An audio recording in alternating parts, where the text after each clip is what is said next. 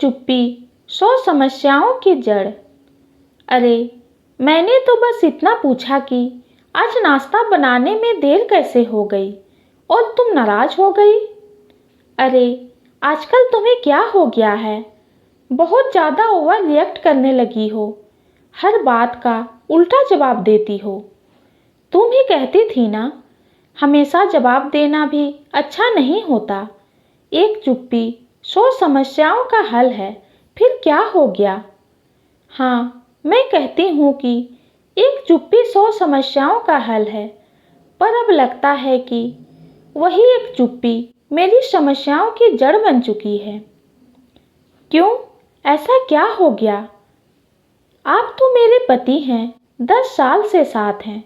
आपको तो पता होना चाहिए कि आखिर मैं क्यों इतना ओवर रिएक्ट करने लगी हूँ। आपके मन की बातें बिना कहे समझ जाती हूँ, फिर आप मेरे मन की बात क्यों नहीं समझ पाते या फिर समझना ही नहीं चाहते? अरे बाबा, मैं तुम्हारे जैसा नहीं हूँ। तुम्हारे जितना खूबी मुझ में नहीं है। तुम मेरे मन की बात समझ जाती हो, पर मैं नहीं समझ पाता हूँ। बताओ ना, क्या हुआ? भाभी ने कुछ कहा क्या? ममता बिना जवाब दिए अपने काम में लग गई।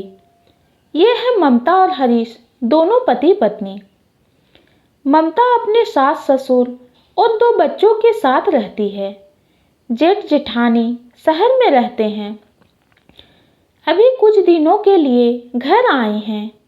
जब से वे घर आए हैं, तब से ममता कुछ चिड़चिड़ी सी हो गई है। हर छोटी छोटी बात पर गुस्सा आने लगा है। अरे, तुम नहीं समझते हो, पर मैं सब समझती हूँ कि यह ऐसा क्यों कर रही है। क्योंकि तुम्हारी पत्नी को घर का काम करना पड़ता है, सबके लिए खाना बनाना पड़ता है, पीछे से आती सास ने कहा। लेकिन माँ, ये सारे काम तो यह सालों से कर रही है। पहले तो ऐसा नहीं था, फिर अचानक। और आप इतना यकीन से कैसे कह सकती हैं कि काम की वजह से चिढ़ है? अरे बेटा, तू नहीं समझ रहा है, पर मैं सब समझती हूँ। पहले अकेले रहती थी, अब जेठानी भी आ गई है और उसका भी काफ़ी काम करना पड़ता है। इसीलिए मैं देख रही हूँ कि 2-3 बार से जैसे ही बड़ी बहू घर आती है, इससे गुस्सा चढ़ जाता है, इसका मुंह लटक जाता है। माँ, मैं घर के काम करने से नहीं, बल्कि आपके 2 तरह के व्यवहार से चिढ़ और नाराज़गी है।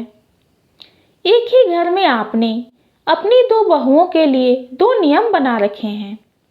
अरे, क्यों झूठा इल्ज़ाम लगा रही हो?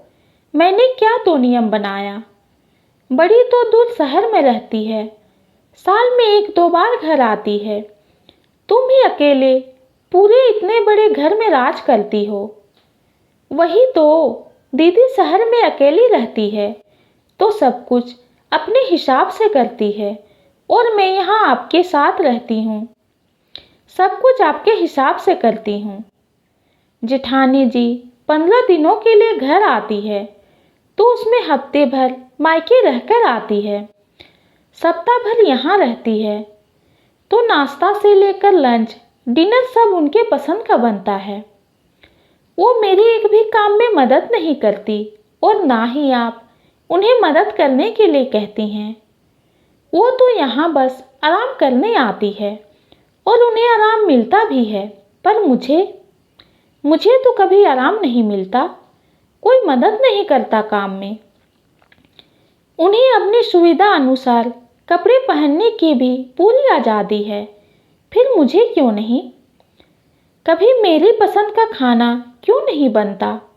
10 साल हो गए शादी को, लेकिन मेरे हर एक छोटे से छोटे काम में आपका निर्णय होता है। मैं क्या पहनूंगी, यह भी आप ही तय करती हैं। अरे, वो दूर रहती है, कभी कभार आती है, बस इसीलिए। फिर वो तुमसे बड़ी है। देवरानी के सामने जेठानी काम करे अच्छा नहीं लगता है। घर में काम ही कितना है। अगर तुम्हें इतना बुरा लग रहा है तो तुम भी अपने पसंद का करो। माँ जी, यह बात तो सिर्फ बोलने के लिए है। आपको याद है पिछली बार जब छोटी चाची आई थी तो सारा खाना उनके पसंद का बना था। बस बैंगन की सब्जी मैं अपनी पसंद की बना ली थी। तब आपने क्या कहा था उनके सामने ही कि तेरे मायके में जल उलूल खाने की आदत है, यहाँ नहीं, तो आइंदा ऐसी सब्जी मत बनाना। रही बात जिठानी जी की, तो वो दूर रहती हैं, साल में कभी कभार आती हैं, इसलिए उन्हें सारी छूट है। तो अब मैं भी आपसे अलग ही रहूँगी, अपने हिसाब से। साल में एक दो बार आपके पास आऊँगी, तो यहाँ भी अपने हिसाब से रहूँगी। खाने पीने से लेकर पहनने तक की आज़ादी रहेगी। ज़्यादा काम भी नहीं रहेगा, आराम से रहूँगी। जब मन होगा तब मायके जाऊँगी या कहीं और घूमने जाऊँगी। अरे, तू खड़े खड़े सब सुन रहा है? कैसे तेरी बीवी जबान चला रही है? तू कुछ बोलता क्यों नहीं? क्या बोलूँ माँ, वह कुछ गलत तो नहीं बोल रही। उसका भी कहना सही है कि अलग रहना ही ठीक है अब। सास फिर से कुछ बोलने लगी, तब तक जेठानी आकर बोली, माँ जी, ममता का कहना बिल्कुल सही है। वो तो लगातार आपके साथ ही रह रही है। घर का सारा काम और आपकी सेवा भी वही करती है। फिर मुझसे ज़्यादा कहीं छूट तो उसे मिलना चाहिए। वो पूरा घर संभालती है। मैंने कई बार आपसे कहा भी, तब आपने यह कहकर टाल दिया कि जब वह कुछ नहीं बोल रही फिर तुझे क्यों इतना पड़ी है। अच्छा हुआ ममता जो तुमने बोल दिया, क्योंकि जो नहीं बोलता उसे कुछ नहीं मिलता। चल, आज से जब तक मैं हूँ घर का सारा काम मैं ही करूँगी, तुम बस आराम करो। हाँ ठीक है ठीक है, चल छोटा मोटा काम मैं भी कर दिया करूँगी आज से। और हाँ, आज से तू साड़ी पहनना बंद कर और सूट सलवार पहनना शुरू कर दे। ये कहानी आपको कैसी लगी कमेंट में ज़रूर बताइए। कहानी पसंद आती है तो चैनल को लाइक और सब्सक्राइब कीजिए। कहानी सुनने के लिए आपका बहुत बहुत धन्यवाद।